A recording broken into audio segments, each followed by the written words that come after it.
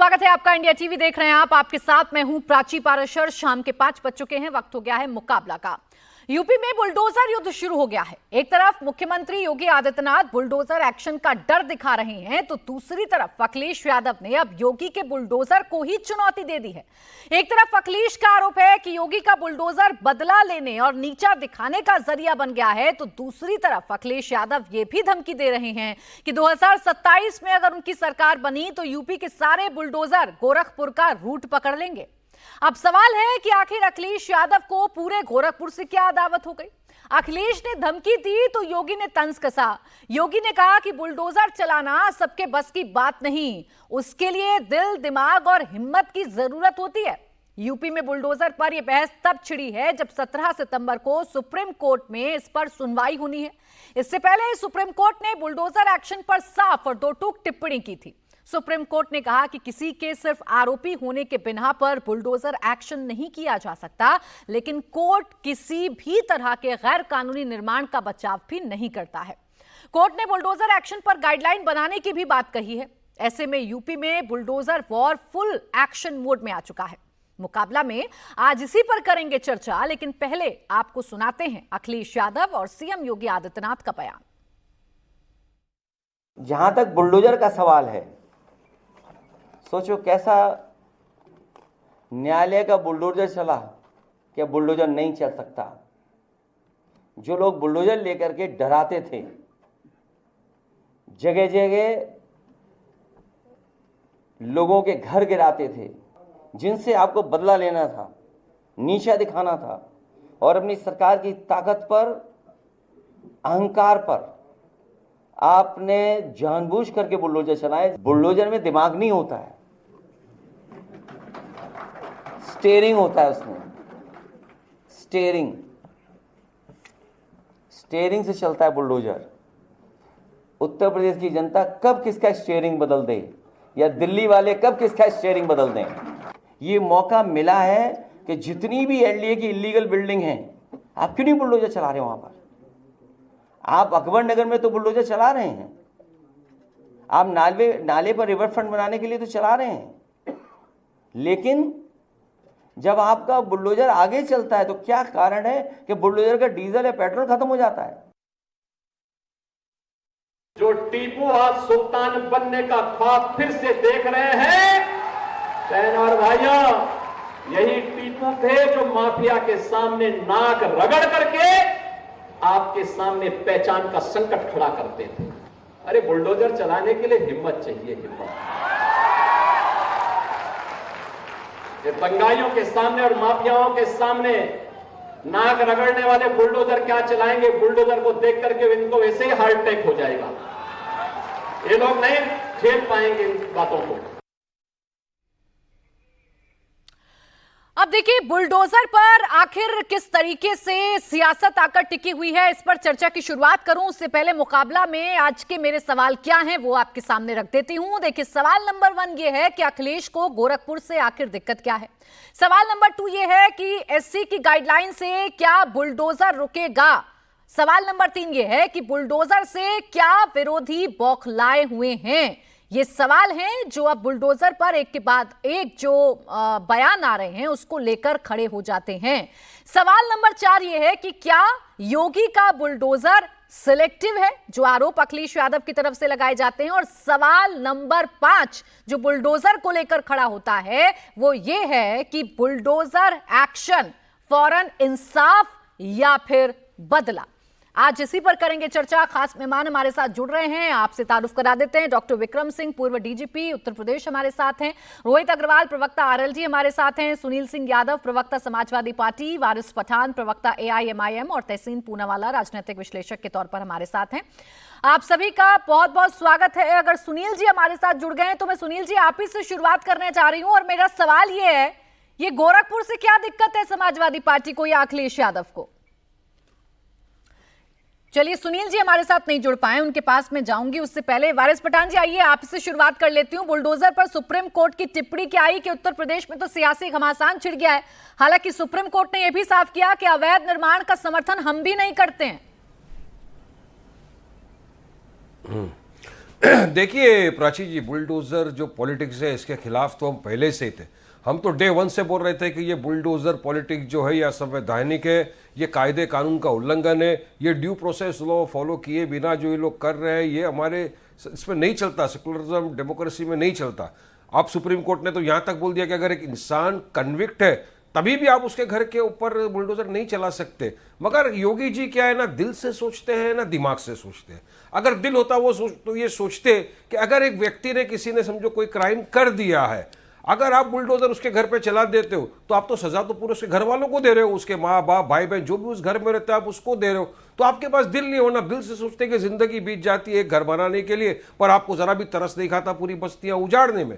अब बात नंबर 2, अगर दिमाग होता तो दिमाग से योगी जी ये सोचते कि असंवैधानिक है। जब वो एक इंसान पकड़ा है, man is presumed to be innocent until proven guilty by the court of law, ये तो लॉ का मैक्सिम है। एक इंसान को आपने पकड़ा without due process of law follow किए, बिना कोर्ट के आदेश के आप जगह बुलडोजर उड़ा दे, तो फिर बाद में आप बोलते हो कि इलीगल एनक्रोचमेंट था, अतिक्रमण था।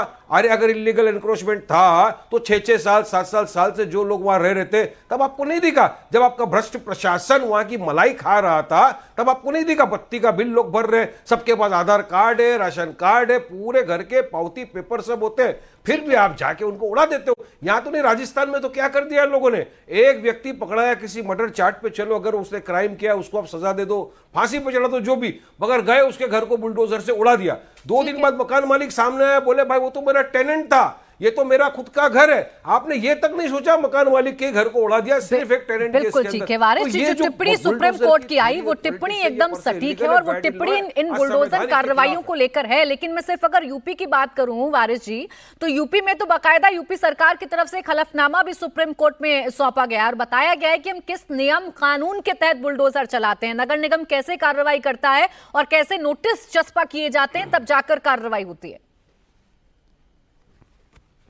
सुप्रीम कोर्ट ने कहा हम पैन इंडिया, पूरे इंडिया के लिए एक कायदा कानून गाइडलाइंस बनाएंगे, तब तक तो रुकना पड़ेगा। अब ये नहीं रुकेंगे तो सुप्रीम कोर्ट की का भी उल्लंघन कर रहे हैं ये लोग। अरे हलफनामे में तो आप कुछ बोल, सुप्रीम कोर्ट ने सब देखा ना, सुनवाई किया ना जजों ने, और सुप्रीम कोर्ट के वरिष्ठ जज है, मैं तो वेलकम करता हूं इस मौका कि उन्होंने कहा कि ये बुलडोजर पॉलिटिक्स क्या है।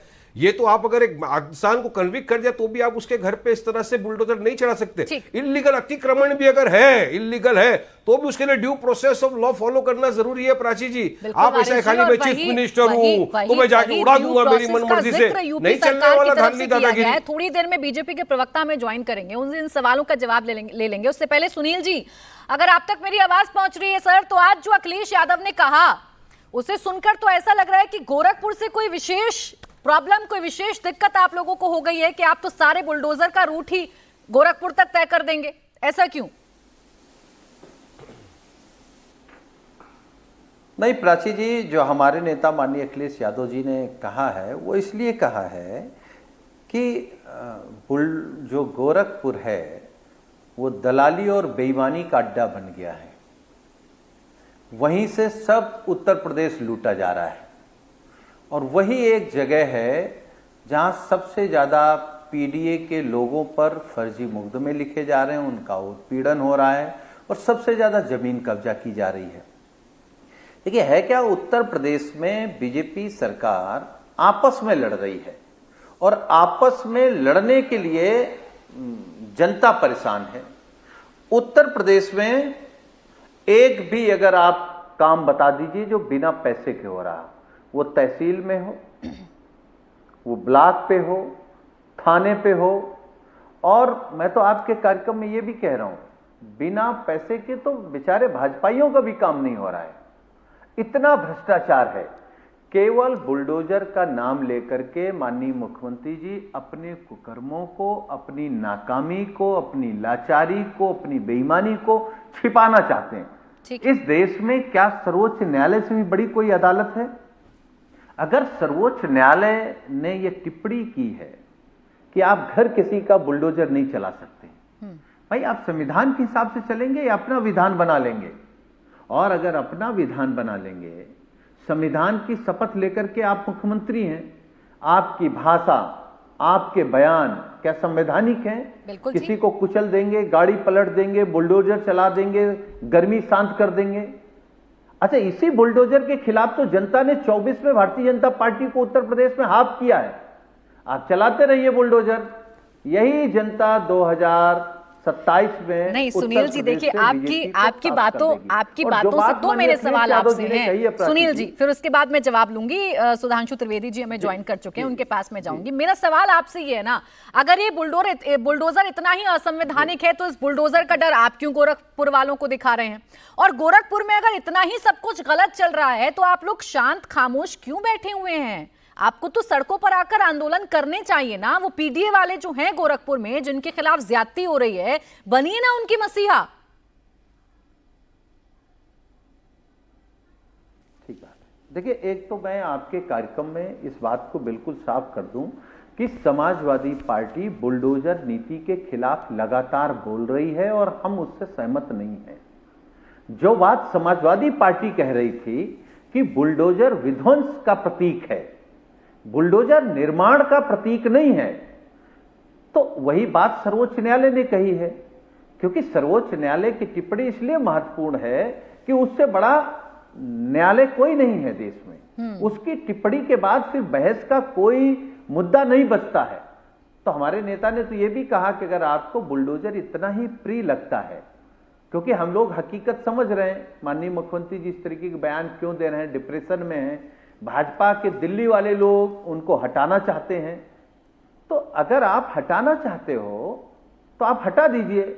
भाई योगी जी को दूसरी पार्टी बनानी है तो हमारे नेता ने कहा पार्टी बना लीजिए, बुलडोजर चुनाव। सुनील जी देखिए, ये मेरा सवाल तो था नहीं, मैं तो आपसे पूछ रही थी कि बुलडोजर गोरखपुर पर चलाने की बात आप लोग क्यों कर रहे हैं, और गोरखपुर में अगर इतना ही गलत हो रहा है तो एक बार आवाज तो बनकर देखिए। रही बात आपके सवालों की, रही बात सुप्रीम कोर्ट की टिप्पणी की, जवाब ले लेती हूँ। सुधांशु जी मेरे साथ जुड़ गए, फिर लौटूंगी सुनील जी आपके साथ, आप जवाब दीजिएगा इस सवाल का।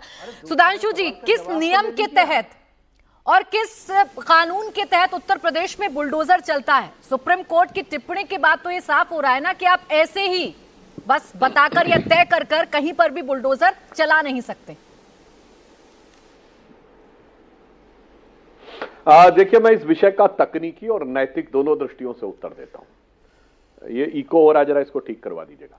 ठीक है। देखिए, तकनीकी दृष्टि से देखें तो किसी के भी ऊपर आरोप के कारण बुलडोजर नहीं चला है। इन सब ने अतिक्रमण कर रखा था और उत्तर प्रदेश राजस्व अधिनियम की धारा 67 में यह प्रावधान है, यदि किसी ने अतिक्रमण किया हुआ है और उन्हें नोटिसेस दिए हुए हैं और अगर नोटिस का उन्होंने रिस्पॉन्ड नहीं किया है तो वो अनधिकृत स्ट्रक्चर ढहाया जा सकता है। इसीलिए सर्वोच्च न्यायालय ने, जो उत्तर प्रदेश सरकार के एफिडेविट है उसमें आप देखें तो उसने ये लाइन भी लिखी कि वी अप्रिशिएट जो कुछ कहा गया, और सर्वोच्च न्यायालय यह भी कहा कि हम अवैध निर्माण के बचाव भी किसी प्रकार से नहीं करना चाहते। तो इसलिए ये जो, इससे एक बात समझनी चाहिए दर्शकों को, कितना अवैध निर्माण इन लोगों ने कर रखा था। 7 साल से चल रहा है, एक जगह कोर्ट से स्टे नहीं मिला इनको, किसी भी कोर्ट से। इसका अर्थ समझिए कि समाजवादी पार्टी के शासनकाल में किन किन लोगों ने कितना अवैध निर्माण कर रखा था। अब यह कहना कि एक आरोप लगा और वो दूसरा अपराध खुला, उसका मैं उदाहरण देना चाहता हूं। देखिए, विक्रम सिंह साहब यहां बैठे हैं तो डीजीपी रहे, बहुत इनके लिए तो बहुत छोटी बात ही। मैं एक ऐसा उदाहरण देता हूं जो पैनल पे बैठा हुआ हर व्यक्ति और कोई भी जो देख रहा होगा समझ। कोई गाड़ी जरा तेज स्पीड में चला रहा, ओवर स्पीडिंग हो, आपको ट्रैफिक पुलिस का सिपाही रोक ले, कहता है गाड़ी के कागजात दिखाइए, और उससे पता चले कि आपका बीमा एक्सपायर हो गया है, तो आप पे फाइन नहीं होगा। आप कहेंगे नहीं नहीं नहीं, इस समय तो सिर्फ गाड़ी की स्पीड मामला था, ये बीमा कहां से आ गया? पता चला आपका रजिस्ट्रेशन ही नहीं है तो गाड़ी जब्त हो जाएगी। तो आप कहें नहीं नहीं नहीं, यहां तो मुद्दा सिर्फ ओवर स्पीडिंग था ना, रजिस्ट्रेशन कैसे चेक कर लिया? और रजिस्ट्रेशन नहीं तो गाड़ी जब्त। तो जब ये आप कोई अपराध करते हैं तो तुरंत आपकी फाइल खुलती है। जब आपकी फाइल खुलती है तो उससे जुड़े हुए तमाम चीजें सामने आ जाती हैं। तो बहुत सहज और स्वाभाविक रूप से जहां जहां गलती पाई जाती है वो सारी चीजें उभर के सामने आ जाती हैं। अब दूसरा मैं नैतिक उत्तर देता हूं।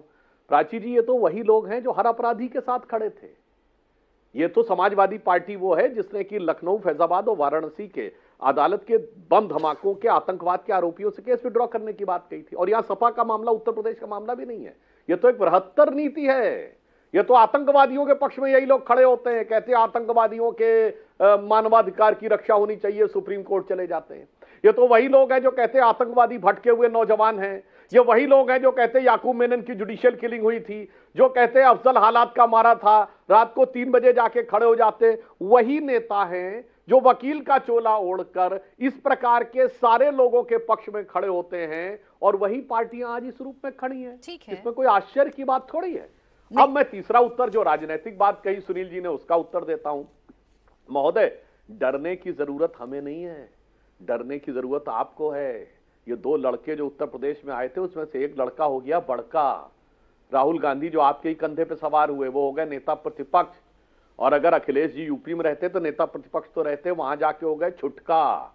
और वो आपके वोट बैंक पे चढ़ के आए हैं, और उसका प्रमाण ये है कि वो 3,90,000 से जीते अपनी सीट, जबकि सपा के समर्थन से, जबकि उनका कुछ नहीं है, ना जिला पंचायत अध्यक्ष है, ना नगर पंचायत अध्यक्ष है, ना कोई विधायक है। ठीक है। और आपकी अखिलेश जी 1,72,000 से जीते, यानी या तो कांग्रेस ने सपोर्ट किया नहीं या उसके पास कुछ है नहीं। तो डरिए तो आप, जिसके लिए मैं कहूं सवाल कहूंगा, सुधांशु जी मेरा आपसे है, आपने बताया कि नियम और कानूनों के तहत उत्तर प्रदेश में बुलडोजर चलता है, तो ये नियम और कानून तभी क्यों, आपने एक एग्जाम्पल दिया, लेकिन क्या ये सरकार की जिम्मेदारी नहीं है कि जितने भी अवैध निर्माण हो रहे हैं उनकी नाक के नीचे 6-6, 7-7 साल से बड़ी बड़ी बिल्डिंग बनाई जा रही है, वो तय कर लिया जाए, मानक तय कर लिए जाए, जांच लिया जाए, एक अभियान चला लिया जाए? तभी क्यों जागती है यूपी सरकार या कोई भी सरकार जब उसका नाम किसी भी अपराध में संलिप्त हो जाता है? पहले से क्यों नहीं देखा जाता? जो प्राची जी आपने बात कही, यदि सरकार न जागी होती तो आप तब कहते जब बगैर नोटिस दिए हो गया होता। सबके नोटिसेस अवेलेबल थे, सबके नोटिसेस के कंप्लायंस नहीं हुए थे, इसीलिए 7 वर्षों में किसी को कोर्ट से कोई स्टे नहीं मिला। और यह कहना कि साहब अब कोई ये कहे कि गाड़ी का रजिस्ट्रेशन तो मेरा कैंसिल 2 महीने पहले हो गया था, तो तब आपने क्यों नहीं पकड़ा, आज मेरी ओवर स्पीड के बाद ही क्यों पकड़ा, जैसा बचकाना तर्क वो है, ऐसा ही बचकाना तर्क ये हमारे विरोधियों का है। और भी मैं ऐसे कई उदाहरण दे सकता हूं कि यदि किसी प्रकार का कोई फ्रॉड करता पकड़ा जाता है और उसके बाद पता चलता है कि उसका बैंक अकाउंट ही फर्जी है, तो बैंक अकाउंट सील हो जाएगा। वो ये नहीं कहेगा कि मैं तो सड़क पे झगड़ा कर रहा था, पुलिस थाने में ले गई, तो ये कैसे हो गया कि मेरे खिलाफ ये वाली कार्रवाई कैसे हो गई।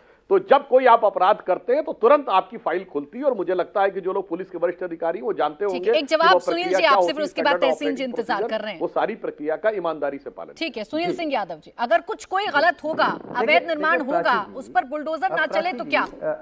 नहीं, ठीक बात नहीं, हम तो कह रहे हैं अवैध निर्माण पर बुलडोजर चले, नियम कानून की बात हुई, अतिक्रमण की बात हुई और धाराओं की बात हुई है।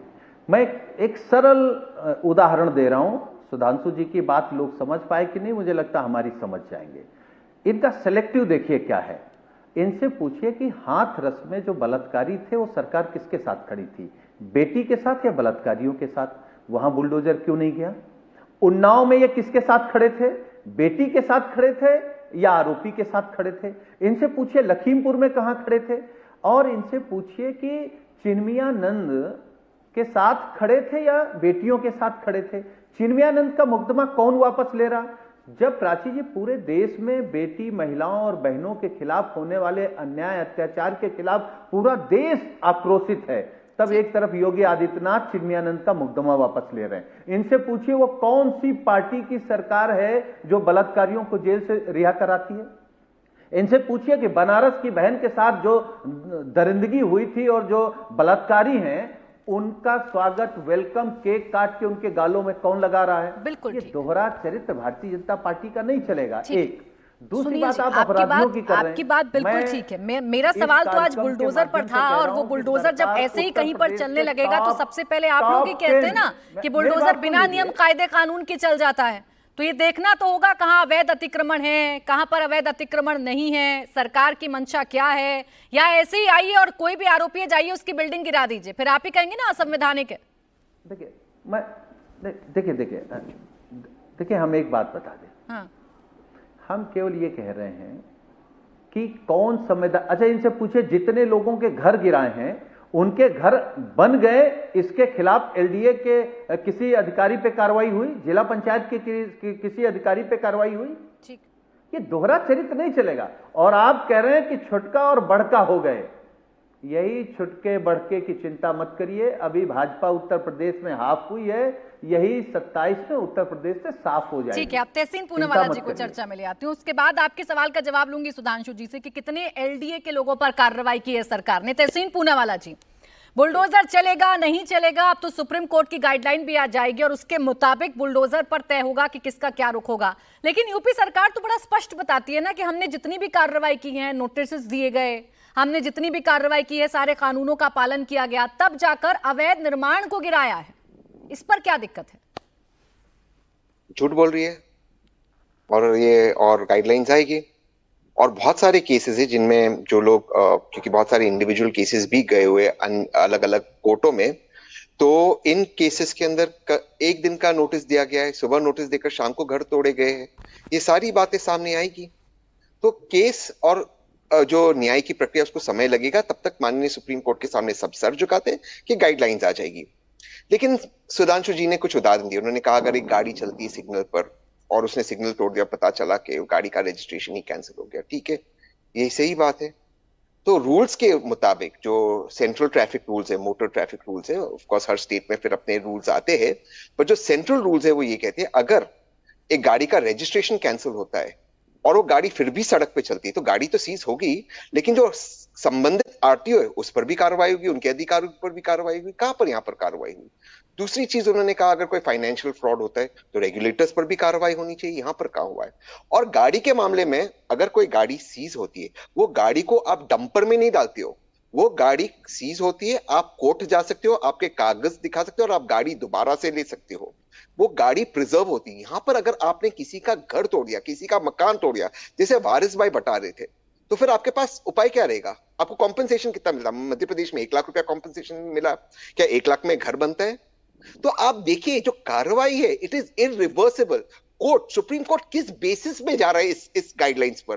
क्योंकि जो एक्शन होता है वो इरिवर्सिबल है। किसी की गाड़ी जब्त हो जाए, मान लो मेरी गाड़ी जब्त हो गई या आपकी गाड़ी प्राची जी जब्त हो गई, सुधांशु जी की गाड़ी जब्त हो गई, तो कोर्ट जाके वो गाड़ी आप रिलीव करवा सकते हो या तो आप उसके पेपर्स दे सकते हो। वहां पे जस्टिस का प्रोसेस है, समय मिलता है या गाड़ी डंप में जाए। यहां पर वो प्रोसेस नहीं होता है। हाँ। अगर समझो क्राइम मैंने किया लेकिन घर मेरे वाइफ के नाम पर है या मेरे माँ बाप के नाम पर है, तो आपने फिर उसको तोड़ दिया, तब आपने देखा कि अगर 7 साल तो योगी जी की सरकार थी, तो 7 साल तक अवैध कंस्ट्रक्शन था। वहां पर उन्होंने जो बाकी सारे सरकारी फैसिलिटीज है उसके लिए उन्होंने पैसे दिए, वहां पे उनकी बिल आए, उनको बाकायदा वहां पे एड्रेस मिला है, वो सारी उनको सुविधाएं मिली, पानी मिला, राशन मिला, बाकी सारे उनके पास डॉक्यूमेंट्स है। उसके लिए कौन जिम्मेदार है? नहीं, उसके लिए क्या ये सरकार टिप्पणी तो कंटेम्प्ट सुप्रीम नहीं कोर्ट है? ने साफ की ना। लेकिन एक और बात, जो यूपी सरकार की तरफ से हलफनामा दाखिल किया गया उसकी तो तारीफ बाकायदा सुप्रीम कोर्ट के अंदर हुई ना। उसमें तो सारे नियम बताए गए यूपी सरकार की तरफ से, कितनी बार नोटिस दिए गए ये बताया गया यूपी सरकार की तरफ से। तो ये कैसे गैर कानूनी कार्रवाई यूपी सरकार कर रही है अगर कोर्ट में हलफनामा दायर करके सब कुछ बताया जा रहा है सरकार की तरफ से? तो आ रही हो फिर सुधांशु जी? वो देखिए, कुछ केसेस में अगर नोटिस पहले गए हो गए वो अलग बात है। कई ऐसे विषय है जहां पर नोटिस सुबह जाता है, डिमोलिशन शाम को हुई है। 1 हफ्ते का जो मैंडेटरी समय है या 15 दिन का मैंडेटरी समय वो नहीं हुआ है, इसलिए तो उन केसेस को अब कोर्ट में उनको कॉम्पेंसेशन भी मिला है। मध्य प्रदेश का मैं आपको उदाहरण दे दूं, किसी पर आरोप लगा कि उन्होंने किसी प्रोसेशन के ऊपर थूका, पता चला वो आरोप गलत निकले, घर आपने तोड़ दिया, ठीक वो है। इरिवर्सिबल है। हाँ। तो आप जो स्टैंडर्ड गाइडलाइंस है, गाइडलाइंस क्या बना रही कोर्ट में? लास्ट आपको बता दूं हाँ। कि जो स्टैंडर्ड प्रोसेस है कि आप बिल्कुल नोटिस दीजिए, लेकिन आप 20 दिन तक या 1 महीने तक डिमोलिशन बिल्कुल नहीं ठीक है। कर अब सकते। सुधांशु जी इस उसके बात का बाद जो जवाब प्रोसेस है वो देखिए, गाइडलाइंस सुनील बना दी सिंह है जी ना ने जो पूछा और जो तहसीन जी ने पूछा वो सवाल एक है कि अगर चलिए अवैध निर्माण पर आप लोग कार्रवाई कर भी रहे हैं, वो नियम के मुताबिक भी कर रहे हैं, तो उन अधिकारियों से भी तो पूछा जाएगा ना जिनकी नाक के नीचे ही अवैध निर्माण हो गया, 6-6, 7-7 साल से हो रहा है और आपको पता नहीं चल रहा। बिल्कुल। देखिए, तहसीन भाई युवा और प्रबुद्ध हैं और वकील हैं। मुझे समझ में नहीं आता उन्होंने कौन सा ऐसा प्रावधान है जिसमें उन्होंने कहा कि किसी गाड़ी का रजिस्ट्रेशन एक्सपायर हो गया हो तो आरटीओ पे कार्रवाई होनी चाहिए। कृपया मेरा ज्ञानवर्धन कर दीजिएगा वो नियम या कानून बता के कि अगर किसी का मतलब रजिस्ट्रेशन एक्सपायर हो गया हो 1 महीना पहले तो संबंधित आरटीओ पे कार्रवाई हो जानी चाहिए। मुझे लगता है अपनी बात के बचाव में ऐसे विचित्र तर्क मुझे समझ में नहीं आते। अब मैं दूसरा उदाहरण देता हूं और स्पष्ट कर देता हूं। तहसीन भाई ने बहुत अच्छी बात कही, किसी की गाड़ी का रजिस्ट्रेशन एक्सपायर हो गया, पुलिस ने गाड़ी जब्त कर ली, जस्टिस का प्रावधान है, वो घर जाएगा, अपना रजिस्ट्रेशन कार्ड दिखाएगा, रिन्यू करेगा, क्योंकि गाड़ी उसी की, तो रिन्यू करके फाइन देके ले आएगा। पर अगर गाड़ी चोरी की होगी तो क्या करेगा? उसका तो रजिस्ट्रेशन था ही नहीं, उसका गाड़ी से कोई मतलब ही नहीं था, तब उसके लिए समस्या होगी। तब वो यही चिल्लाएगा कि मैं तो सिर्फ गाड़ी ओवरटेक कर रहा था, मेरी गाड़ी जब्त कर ली गई। यहां पर समस्या यह है कि जमीन थी ही नहीं उनकी, और समाजवादी पार्टी के दिल का दर्द समझ सकते हैं। इनके अगर किसी के शासनकाल में सबसे ज्यादा जमीनों पे अनधिकृत कब्जे किए गए हैं, और ये सिर्फ हम नहीं कह रहे, भारतीय जनता पार्टी नहीं कह रही है, मायावती जी की सरकार में भी ये कहा गया, बताया गया था कि कितने कितने कब्जे किसके जंग से हुए थे। और आज अपने चहेतों के कब्जों की जो जमीन छूट रही है, तो वो दिल का दर्द अखिलेश जी का उभर कर सामने आ रहा है। ये बहुत सहज और स्वाभाविक रूप से समझा जा सकता है, जिसे मैं याद दिलाना चाहता हूं। उत्तर प्रदेश विधानसभा में जब योगी जी ने कहा था कि हम माफियाओं को मिट्टी में मिला देंगे, तो आपको याद है एकदम से स्वतः ही स्फूर्त रिएक्शन हुआ था। अखिलेश जी ने खड़े होकर कहा, यह भाषा आप कैसे बोल सकते हैं मिट्टी में मिलाने की। यानी बोला गया माफियाओं को मिट्टी में मिला देंगे, क्रिया हुई इधर और प्रतिक्रिया हुई उधर। तो न्यूटन थर्ड लॉ से समझा जा सकता है कि there is action on one point, Akhilesh Yadav कह रहे हैं अकबर नगर में बुलडोजर चलता है, लेकिन अकबर नगर से बाहर निकलते निकलते बुलडोजर का डीजल खत्म हो जाता है। एलडीए के ऐसे कितने निर्माण हैं जो अवैध हैं, उन पर क्यों नहीं चलता बुलडोजर? ये सेलेक्टिवनेस है। अब मैं ये भी कह दूं कि अखिलेश यादव जी के दिल का दिया अकबर नगर के लिए ही जलता है, और जैसे ही वो रामनगर की तरफ आता है तो उनके दिल का दिया ही बुझ जाता है। उनके वो गांधी जी के बंदर हो जाते हैं, फिर ना कुछ दिखता है, ना कुछ सुनाई पड़ता, ना कुछ बोलने जाते हैं। वो ये कह के अपनी बात को प्रमाणित कर रहे हैं कि उनके दिल का भाव क्या है। इसीलिए मैंने कहा, और अभी भी समाजवादी पार्टी की पूर्व में सरकार रही है, मैं इनसे भी विनम्रता से कहता हूं, जहां जहां आपको लगता है किसी भी नगर में अवैध अतिक्रमण हुआ है, आपके विधायक हैं 127, अनेक जगह कारपोरेटर हैं, आप कंप्लेन दीजिए और कार्रवाई ना हो तो बताइए। ठीक है, एक छोटा सा जवाब वारिस जी और देते थे, जहां उसके बाद हम लोगों सीधा ने रोहित कार्रवाई जी की आपके है, पास आ वहां बताइए कि कोर्ट में जाकर जवाब साबित हो जाए कि जमीन उनकी थी और कोर्ट वापस एक कर मिनट, ऐसा थोड़ी अरे न्यायालय सुधांशु जी, बोलिए, सुधांशु बोलिए, त्रिवेदी जी, नहीं सुधांशु त्रिवेदी जी से मेरा डायरेक्ट सवाल है। सुधांशु भाई, कायदा कानून, आइए, प्रशासन, मजलिस इत्तेहादुल संविधान से मुसलमीन देश चलता है, बराबर है। अगर आपको मैक्सिमम जो बुलडोजर चले वो तो मुसलमानों के घर पे चले, ये भी आप मानेंगे। अब आप मुझे एक बात बताइए कि यदि एक व्यक्ति को आप पकड़ते हो किसी भी जुर्म में, संगीन से संगीन जुर्म के अंदर पकड़ते हो, उसको ट्रायल खत्म होने के पहले आप उसके घर को बुलडोजर से उड़ा देते हो, और उड़ाया है, काफी जगह पे उड़ाया, आप ये झूठ नहीं बोल सकते कि नहीं उड़ाया। तो बताइए कि कानून में प्रावधान है कि सारे के सारे परिवार वालों को उसकी सजा दे, माँ बाप भाई बहन जितने उसके घर में रहते हैं सबका छीन ले 100%। आपकी सरकार राजस्थान में क्या किया आपने, एक लड़के को आपने पकड़ा मर्डर केस के अंदर, आपकी सरकार ने वहां पर बुलडोजर करके उसके घर को उजाड़ दिया। पता चला कि वो तो टेनेंट था, वहां पे लैंडलॉर्ड था, जिसका घर को आपने उड़ा दिया। तो कौन से कानून की नोटिस का आपने पालन किया? कौन सा इलीगल अतिक्रमण था वहां पे? इलीगल अतिक्रमण था, इलीगल अतिक्रमण होता है तो आप पहला नोटिस दोगे, due process of law follow करोगे, कोर्ट उसका फैसला करेगी, उसके बाद आपको बुलडोजर। लेकिन ये रिवेंज पॉलिटिक्स जो आप लोग चलते हो ना, खास तौर से मुसलमानों के खिलाफ, जो पूरी तरह संवैधानिक है, कायदे के विरुद्ध है, इसलिए सुप्रीम कोर्ट ने इतना भारी ऑर्डर किया कि अगर एक इंसान व्यक्ति कन्विक्ट है तो भी आप उसके घर के ऊपर बुलडोजर नहीं चला सकते, और अगर इलीगल अतिक्रमण है तो पूरा due process of law follow करना पड़ेगा। रात को नोटिस दिया, सुबह में उड़ा दिया, नहीं चलता। नोटिस के बाद इंसान उसका पूरा डॉक्यूमेंट देता है। इलीगल अतिक्रमण 7-8 साल से लोग रहते हैं, तब तक आपके जो भ्रष्ट कर्मचारी मलाई खाते हैं करप्शन की, तब आप रोकते नहीं। बत्ती का बिल आदमी भर रहा है, राशन कार्ड बना लेता है, वहां का रेंट भर रहा है, हर चीज उसके पास भाड़ा पावती सब कुछ है, फिर भी आप जाके तोड़ देते हो। इंतजार कर रहे हैं रोहित जी, ये आपकी सरकारों पर आरोप है। इसको खत्म करिए और बंद करिए। सुधांशु वारिस पठान जी, आप कह रहे हैं सेलेक्टिव चलता है, मुसलमानों पर चलता है। रोहित जी, ये आरोप तो कोई नया आरोप नहीं है आप लोगों पर। ये आरोप तो एनडीए की सरकार जहां जहां है वहां वहां लगाया जाता है कि जहां आप धर्म देख लेते हैं, एक धर्म विशेष को देख लेते हैं, वहां बुलडोजर की स्पीड और ज्यादा तेज हो जाती है और उसका पूरा घर नेस्ता नाबूद कर दिया जाता है। प्राची जी, मैं आपको स्पेसिफिकली बता देता हूं, 4 जून के बाद जब रिजल्ट आया लोकसभा चुनाव का, उसके बाद उत्तर प्रदेश के अंदर 80 छोटे बड़े बुलडोजर एक्शन हुए हैं, जिसमें से जो समाजवादी पार्टी से जुड़े हुए बुलडोजर एक्शन है, मैं आपको स्पेसिफिकली बता देता हूं। 27 अगस्त को फतेहपुर में एसपी नेता हाजी रजा मोहम्मद का निर्माण शॉपिंग मॉल जो कि इनलीगल बना हुआ था वो गिराया गया। अयोध्या में 12 साल की लड़की के साथ गैंग रेप करने वाले आरोपी मोहिद खान, समाजवादी पार्टी के जिला अध्यक्ष, उनका कॉम्प्लेक्स ढाया गया। नाबालिग के साथ रेप करने वाले आरोपी समाजवादी पार्टी के नेता नवाब सिंह, जिनका डीएनए भी मैच हो गया है 2 दिन पहले, उनके रिश्तेदारों के ऊपर, संपत्ति के ऊपर ये बुलडोजर एक्शन हुआ।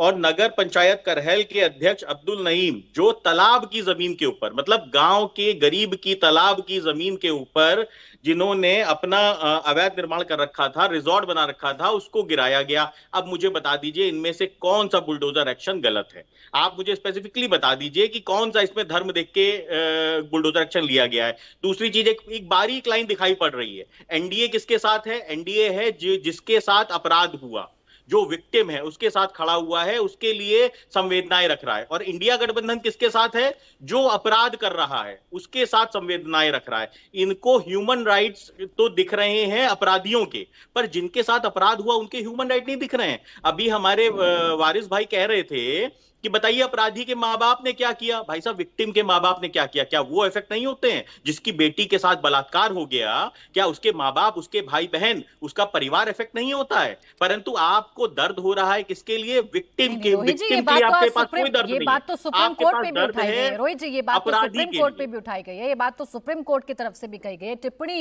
ये की गई है कि भाई कोई बेटा अगर अपराध करता है तो जरूरी नहीं है कि उसका पिता भी उस अपराध में संलिप्त होगा। आप पिता को कैसे घर गिराकर सजा दे सकते हैं? आप बेटे को दीजिए ना। हो सकता है कि पिता की नहीं सुनता है बेटा। ना आप मुझे बताइए ना, मैंने फांसी पे चढ़ा देंगे बता एक दिया। साथ। मोहित खान जिसने 12 साल की बच्ची के साथ गैंगरेप किया, नवाब सिंह जिसने नाबालिग के साथ रेप करने का काम किया, और जो तालाब की जमीन है, जो गांव में पानी का स्तर आज पूरे विश्व के अंदर खराब हो रहा है, जो गांव की जमीन है, तालाब बना हुआ है, तालाब के ऊपर आप रिजॉर्ट बना लेते हो कब्जा करके, अगर उसके ऊपर कार्रवाई हो रही है तो क्या वो गलत है?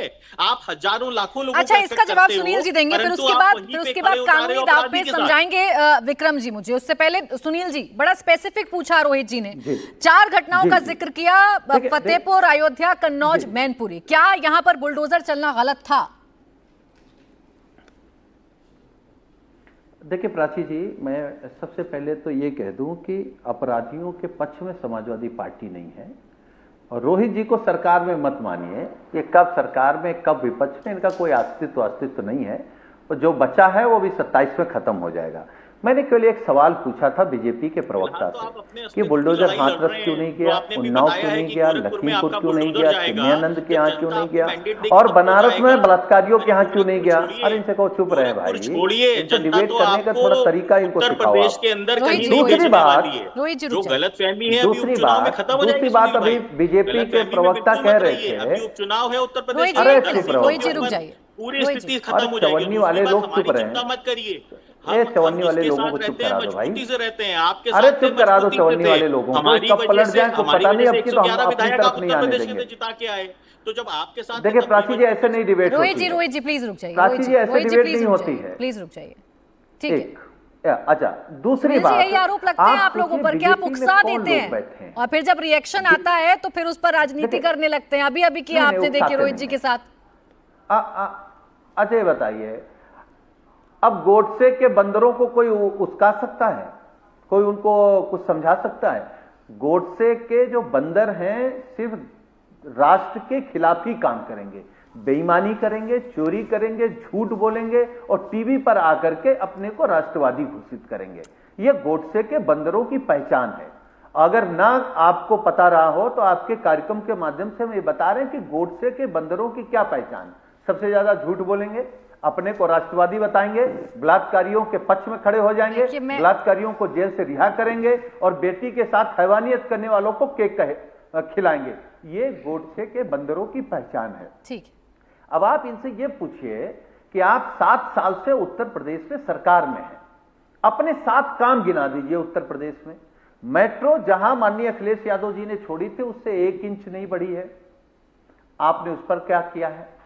सड़कें आपकी टूटती जा रही हैं। जिस एक्सप्रेसवे का उद्घाटन माननीय प्रधानमंत्री जी करें वो पहली बारिश में बैठा जा रहा है। तो ये जो भ्रष्टाचार है ना, इस भ्रष्टाचार के खिलाफ बुलडोजर अभी जनता चलाएगी। अभी 24 में चलाया, थोड़ा कम चलाया है। ठीक है सुनील जी, अब देखिए आप कहां तक पहुंच गए, लेकिन ये जो 4 कार्रवाई हुई है, चारों कार्रवाई ठीक थी या गलत थी? बस एक बार ये बता देना था आपको, मोहित खान के कॉम्प्लेक्स पर अगर बुलडोजर चलता है तो गलत है या सही है? नवाब सिंह के प्रॉपर्टी पर अगर बुलडोजर चलता है वो सही है या गलत है? अब्दुल नईम के रिजॉर्ट पर चलता है तो क्या वो सही है या गलत है? बस इतना बता दीजिए, फिर आगे बढ़ो। हाँ, मैं एक एक लाइन में बता रहा हूं जी। महिलाओं के खिलाफ अन्याय करने वाले, अत्याचार करने वाले, दुराचार करने वाले, वो उत्तर प्रदेश के हों या देश के किसी भी कोने के हों, उनके खिलाफ सख्त से सख्त कार्रवाई होनी चाहिए। तो फिर बात ही खत्म हो गई ना प्राची जी। फिर तो अगर समाजवादी पार्टी ने मान लिया कि उनके खिलाफ सख्त से सख्त कार्रवाई होनी चाहिए, तो सख्त से सख्त कार्रवाई हो तो रही है, तो फिर डिबेट कहां बचा? तो बात खत्म हो गई ना। अगर ये सारी चारों घटनाएं सही हैं जो समाजवादी पार्टी के नेताओं के ऊपर हुई है बुलडोजर कार्रवाई, तो फिर बात ही खत्म हो गई। डिबेट का तो पर्पस ही सॉल्व हो गया। ये तो इंडिया टीवी का सबसे बड़ा डिस्क्लोजर है आज देश की जनता के लिए। समाजवादी पार्टी ने मान लिया बलात्कारियों को रिहा किया गया था, वो गलत था। बुलडोजर एक्शन उन्नाव की घटना और घटना नहीं जिनके थी नेता अखिलेश और यादव हाथ जी ने रखने दिल्ली जहां में कहा मैं आ रही नेता तहसीन को जी। दे लाठी, दे अच्छा लाठी, रुकते हैं दे लाठी। रोहित जी और सुनील जी आप देखिए थोड़ा अलग दिशा में ना जाएं, आज बुलडोजर पर ही बात कर लेते हैं। मैं तहसीन जी आपके पास आ रही हूँ, बस मुझे विक्रम सिंह जी से एक सवाल का जवाब जानना है, वो बहुत देर से इंतजार भी कर रहे हैं। विक्रम सिंह जी ये समझाइए जरा, ये बुलडोजर कैसे चलता है? ये आरोपी पर ही बुलडोजर चल जाना, क्या ये कोई इत्तेफाक है? क्या वाकई में सेलेक्टिव हो गया है उत्तर प्रदेश में ये बुलडोजर? प्राची जी नमस्कार। आज विद्वान पैनलिस्ट का बड़ा आभार है कि मुझे बहुत कुछ सीखने को मिला। ऐसा लगता है कि जब मैं वापस लॉ क्लासेस में आ गया हूं। सुप्रीम कोर्ट ने जो दिशा निर्देश दिया है जरा उसको गहराई से पढ़ें, अध्ययन करें, मनमाने तरीके से उसका इंटरप्रिटेशन न करें। कहीं उन्होंने स्टे दिया है? हम सब ये सहमत हैं इलीगल कंस्ट्रक्शन पे बुलडोजर चलना चाहिए। जो असहमत हो, अब मैं क्लास में होता कहते हाथ उठा दें। मैं नहीं कहूंगा क्योंकि आप मुझसे वरिष्ठ है, श्रेष्ठ है।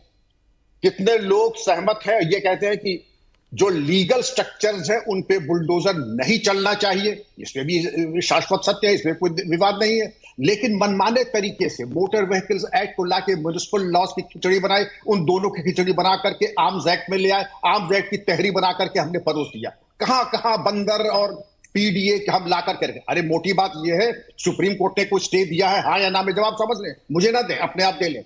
सुप्रीम कोर्ट ने गाइडलाइंस दी है और ये कहा है कि हम इलीगल कंस्ट्रक्शंस के, इलीगल स्ट्रक्चर्स के फेवर में नहीं है। मैं समझता हूं राष्ट्रहित की बात है। और अगर कोई डिमोलिशन हुआ है तो डिमोलिशन म्युनिसिपल लॉज के अंतर्गत होता है। और आपको मैं एक बात और बता दूं, आपकी सबकी जानकारी के लिए बड़ी विनम्रता के साथ, एक आदमी जब अपराध करता है तो 150 साल से एक कागज होता है, हिस्ट्री शीट, उसमें पूरी उसकी वंशावली, जरियाए आमदनी, पहले उस जमाने हम लोग उर्दू में लिखते थे, जरियाए माश, जरियाए आमदनी, वल्दियत, सुकूनत, सब इसे लिखा जाता था। तो भाई बंधुओं की पूरी जन्म कुंडली, रावण संहिता लिखी जाती थी कि जब कभी कोई अपराध में कोई आए तो उसको और उसके आपराधिक गिरोह को पूरी मटियामेट करने के लिए। अब अगर किसी, अब आपने कहा कि सेलेक्टिव क्यों हो गए? अगर अपराधी है तो जब कुंडली खंगाली तो देखा कि उसकी एक मकान जो है अतिक्रमण है, अतिक्रमण के ऊपर जैसा कि सुधांशु जी ने कहा नोटिस दी, नोटिस देने के बाद उसने जवाब नहीं दिया, क्योंकि जवाब होगा नहीं जो क्रिमिनल इंटेंट का होता है। अब बात आती है कि साहब उसके परिवार का क्या होगा?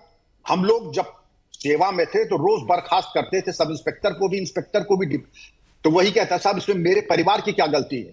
उनका परिवार के बारे में पहले आपको सोचना चाहिए था, बाद में मैं सोचूंगा। जब आप ही ने अपने परिवार के बारे में नहीं सोचा तो मैं वही करूंगा जो कानून मुझे इजाजत देता है। आप होंगे बर्खास्त क्योंकि आप डिप्टी एसपी साहब हैं बलात्कारी। रियल लाइफ बता रहा हूं प्राची, परिवार के बारे में आपने तो सोचा नहीं। आपने जब आशियाना बनाया, अब उसको दूसरी बात आती बेनामी संपत्ति।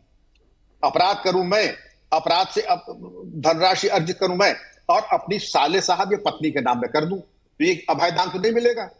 आपने समाज को लूटने के जो जरिए बनाए हैं, इन्वेस्टिगेटिंग एजेंसीज इसीलिए होती हैं कि ऐसे नाजायज स्ट्रक्चर्स को मटियामेट कर दें। और आज भी ये है, अकबर नगर के बारे में तो बड़ी चिंता है लोगों को, बनभूलपुरे के बारे में तो बड़ी चिंता है लोगों को, लेकिन जो तालाब, पोखरे, यहाँ सब जो सार्वजनिक भूमि अरबों रुपए की जो उसके ऊपर अतिक्रमण हुआ उसके बारे में भी जरा चिंता कर लें। हर जगह राजनीति का ना देखें। और मैं तो खैर कह रहा हूं कि मैं तो ग्रेस पीरियड में हूं प्राची जी, मैं आप ऐसे युवाओं के बारे में चिंतित हूं। अगर यही हाल रहा तो जिस जमीन पे आप खड़े हैं उस पर भी अतिक्रमण होगा और जब कोई आपको बचाने आएगा तो आप कहेंगे कि साहब किस कानून के तहत? कानून है और कानून अगर वरना अब तक इतने विद्वान एडवोकेट्स बैठे हैं, अब तक तो बिल्कुल जो है चरमरा गया होता स्ट्रक्चर उत्तर प्रदेश। ठीक है तहसीन जी, इस पर जवाब देने। तहसीन जी, इससे स्पष्ट नहीं बताया जा सकता और मैं यही बार बार बोल रही थी कि सुप्रीम कोर्ट ने जो कहा, सुप्रीम कोर्ट ने एक और लाइन मेंशन की, उस पर भी तो ध्यान दीजिएगा ना कि इलीगल प्रॉपर्टीज पर हम संरक्षण नहीं देते हैं। करेक्ट, बिल्कुल सही कहा सुप्रीम कोर्ट ने। और मैं पूर्व डीजीपी विक्रम सिंह जी का बहुत बहुत आभारी हूं कि उन्होंने अच्छी बात की सबके साथ चैनल पर।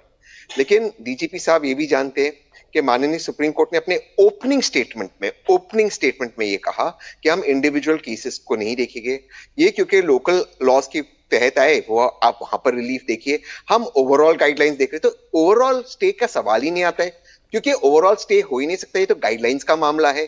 इंडिविजुअल केसेस, प्राची का केस, तहसीन का केस, विक्रम जी का केस, भगवान ना करे हमारे केसेस जाए, ये देख ही नहीं रहे सुप्रीम कोर्ट, उसका अधिकार भी नहीं था, तो लोकल कोर्ट में जाएगी। सुप्रीम कोर्ट ने अपने ओपनिंग स्टेटमेंट में कहा ये बात, तो ये तो गाइडलाइंस का मामला है। अब हम आते हैं दूसरी बात के ऊपर।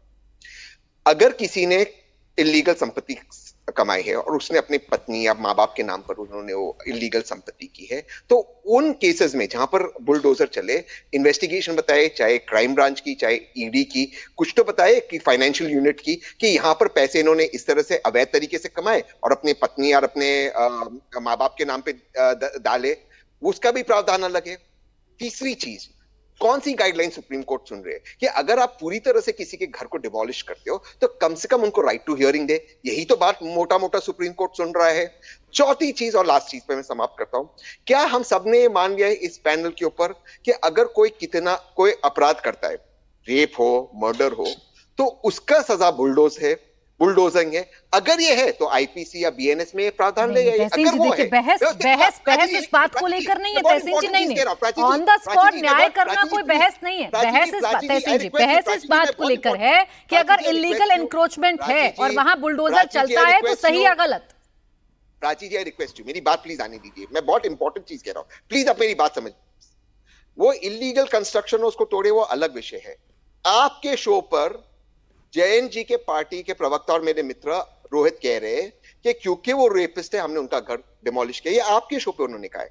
अगर ये बीएनएस में प्रावधान आया है तो मैं उसको मानता हूं, तो होना चाहिए। और जैसे सुनील भाई कहते तो सबके जितने भी रेपिस्ट हैं, रेप अक्यूज्ड हैं, उन पे होना चाहिए। लेकिन अगर ये प्रावधान बीएनएस में नहीं है, लेकिन आप मैं इस बात का जवाब ले लेती हूँ सुधांशु जी। ये कंफ्यूजन इस वजह से पैदा होता है कि आपके जितने भी नेता हैं या खुद मुख्यमंत्री भी हैं, बड़े बड़े मंचों से जो कहा जाता है वो यही कहा जाता है कि वो अपराधी, उसका घर हमने गिरा दिया, उसकी संपत्ति हमने तोड़ दी, हमने उसका फाइनेंशियली उसकी पूरी तरीके से उसे तोड़ दिया। वहां नियम कायदे कानून की बात नहीं की जाती, वहां तो धमकी भरा लहजा होता है और इसीलिए कंफ्यूजन पैदा होता है कि सरकार क्या टारगेट कर रही है।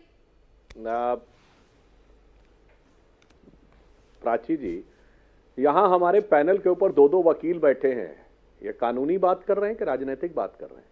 मैंने अपने पहले वक्तव्य में ही कहा था कि मैं इस विषय का कानूनी और नैतिक दोनों जवाब देता हूं, और नैतिक और राजनीतिक तीनों बातें हमने कही।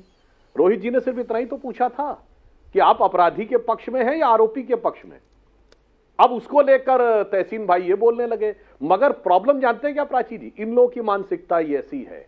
इसलिए मैं याद दिलाना चाहता हूं, तहसीन भाई, वारिस पठान और अब सुनील भी, आप भी सुनिए, कंगना रनावत का ऑफिस तोड़ा था, अगल का छोड़ दिया था, बगल का छोड़ दिया था, और सिर्फ बीच का तोड़ा था, चलो वो तो अलग है बीएमसी ने। फिर शिवसेना ने अगले दिन अपने मुख्य पत्र में हेडिंग निकाली थी, तहसीन भाई वारिस पठान याद है ना, महाराष्ट्र में, कि उखाड़ दिया। मतलब तो सीधे पॉलिटिकल हो गया ना, जी, मतलब मैंने अगल वाला छोड़ दिया, बगल वाला छोड़ दिया, डिस्ट्रॉय कर दिया, और फिर अगले दिन अपने राजनीतिक मुखपत्र में लिखा उखाड़ दिया। अब बताइए भाई, आप क्यों बोले थे? नहीं बोले थे ना। आपकी मानसिकता यह है कि जो राजनीतिक विरोधी है उसको उखाड़ना है। हम नियम के अनुसार चलते हैं। संयोग यह है कि नियम तोड़ने वाले ही आपके साथ रहते हैं, नियम के विरुद्ध जाने वाले आपके साथ रहते हैं। जो मैंने अपने पहले वक्तव्य में कहा था, अपराधी हो या आतंकवादी हो, सबके साथ सहानुभूति आपकी रहती है, पीड़ित व्यक्ति के साथ नहीं रहती है। मूल समस्या का कारण यह है, वो बुलडोजर में दिखे या आतंकवादियों को भटका नौजवान कहने में दिखे। एक सवाल जो सुनील जी पूछ रहे थे, सुनील जी आपका सवाल ले जा रहे हैं सुधांशु जी के पास कि ये बुलडोजर हाथरस कांड के आरोपियों पर क्यों नहीं चलता है, ये बुलडोजर बनारस के मामले में क्यों नहीं जाता है, ये बुलडोजर चिन्मयानंद के मामले में क्यों नहीं जाता है? यही तो पूछ रहा हूं मैं। मध्य प्रदेश में चल गया, मुसलमान का घर देखा तो इतना बड़ा आलीशान मकान को उड़ा दिया। जवाब देना रह गया था, सिर्फ 2 बार उनका बुलडोजर बहुत ट्रैक से बाहर चला गया। मगर सुनील भाई, मैं तो सिर्फ ये कहना चाहूंगा कि अब नवाब सिंह का डीएनए मैच होने के बाद समाजवादी पार्टी का राजनीतिक डीएनए एकदम दूध का दूध, पानी का पानी हो गया है। चाल चिंतन, चेहरा चरित्र एकदम साफ हो गया है। आप लोग ये कहते थे, आप कहते थे पीड़िता का नार्को कराओ, इससे ज्यादा संवेदनशील बयान नहीं हो सकता है। अब लड़कों से गलती हो जाया करती, इससे ज्यादा संवेदनशील बयान नहीं हो सकता। और अभी ममता बनर्जी के मंत्री ने कहा जो उंगली ममता बनर्जी पे उठेगी वो तोड़ दी जाएगी, और उन्होंने कहा जो डॉक्टर है उनको अंजाम भुगतना पड़ेगा। शाहजहां शेख के ऊपर सैकड़ों आदिवासी महिलाओं के बलात्कार का आरोप है और उसके बाद विधानसभा पटल पे खड़े होकर समर्थन किया जाता है। इसीलिए मैंने कहा यह विषय सिर्फ बुलडोजर नहीं है, विषय सिर्फ उत्तर प्रदेश नहीं है, विषय अपराधियों के संरक्षण की मानसिकता है राजनीतिक हित के लिए। और जो सुनील जी ने कहा उनकी पार्टी का वो, मतलब मैं दूसरे अर्थ में कह रहा हूं, डीएनए, राजनीतिक डीएनए एकदम साफ हो गया है। अब बचाव की कोई गुंजाइश रह नहीं गई। अब डीएनए की तो फुल फॉर्म आज अखिलेश यादव ने बता दी और कहा कि जिनको फुल फॉर्म नहीं पता वो डीएनए की बात करते हैं। सुनील सिंह यादव जी आज तो खूब धमकी भरे लहजे में थे, अखिलेश यादव जी भी। जी देखिए प्राची जी, वही सवाल मैंने पूछा, वही सवाल मेरा ही सवाल आपने जब बीजेपी के प्रवक्ता सुधांशु जी से पूछा तो बनारस की बेटी के साथ खड़े हैं या बलात्कारियों के साथ खड़े हैं, चिन्मयानंद के साथ खड़े हैं या बेटियों के साथ खड़े हैं? इन्होंने बताया नहीं हाथरस में किसके साथ खड़े हैं।